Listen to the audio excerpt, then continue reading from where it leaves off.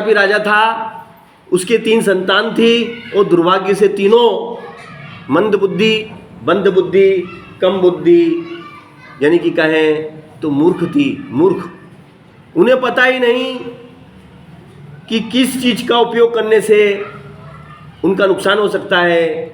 और इस मामले में यह बात सोच के राजा बड़ा दुखी होता। वह ईश्वर से कहता है कि हे ईश्वर, तूने मुझे 3 संतान तो दी है, किंतु तीनों की तीनों मंद बुद्धि और मूर्ख दी है। तूने मेरे साथ ऐसा क्यों किया? इससे तो बेहतर है तू मुझे नहीं संतान रखता। मेरे संतान ही नहीं होती, मुझे नींद नहीं आती है, मैं बड़ा दुखी रहता हूं। उसका मंत्री एक दिन बोला, महाराज आप दुखी मत हो, आपके दुख का निवारण हमारे पास है। बोले क्या बात कर दी? बोले हाँ, पास के जंगल में एक आश्रम है, बहुत अच्छे महान महात्मा संत हैं, अपने तीनों बच्चों को वहाँ पे ले चलते हैं, उनके आश्रम में छोड़ आते हैं, वो इनको पढ़ा लिखा के विद्वान बना देंगे।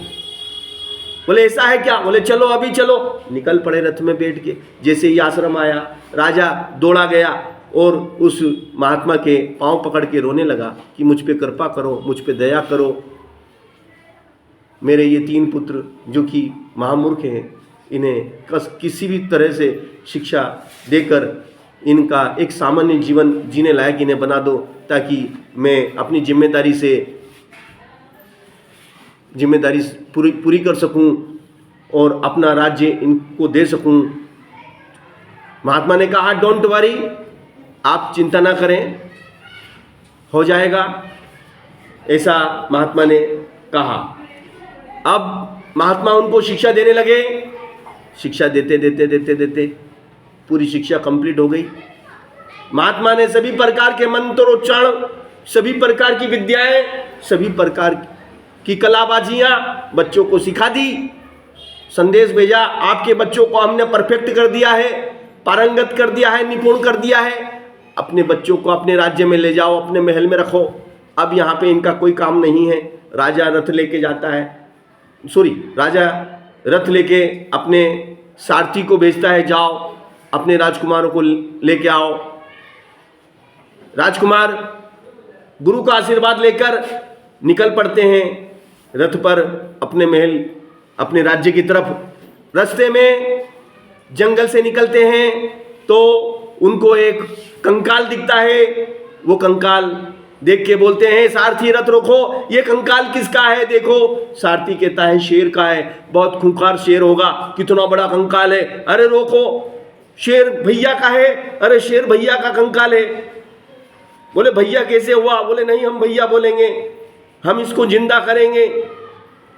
बोले मत करो। बोले नहीं, हम तो करेंगे, तुम्हें पता नहीं हम बहुत मंत्र और बहुत विद्या सीख के आए हैं। आज देखो हम तुम्हें हमारी विद्या का चमत्कार दिखाते हैं। सारथी कहता है कि इसको जिंदा मत करो, ये शेर है, ये जिंदा हो गया तो हमको मार डालेगा, हमको खा जाएगा। मगर वो मूर्ख उसकी बात को सुनकर हंसने लगते हैं, कहते हैं कैसी बात करता है, हम ही जिंदा करेंगे और हमें कैसे खा जाएगा, ये तो हमारे को धन्यवाद देगा। बोले अच्छा ठीक है, करो। वो सारथी झाड़ पे चढ़ जाता है और बोलता है कि अब करो।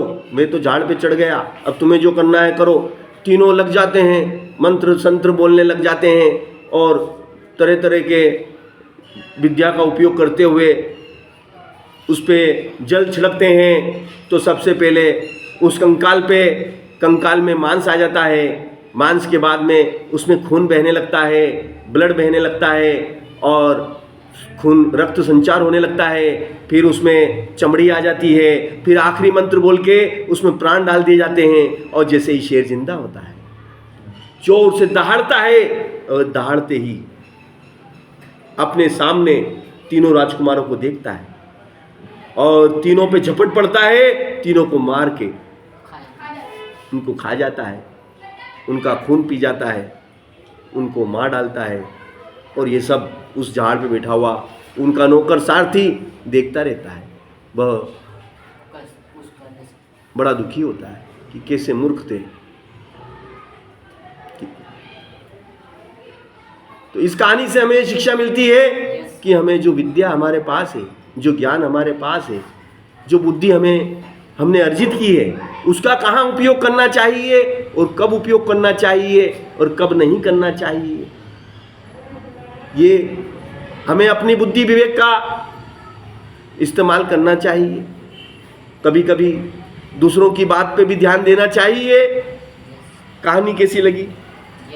अच्छी कहानी, तालियां बजाओ।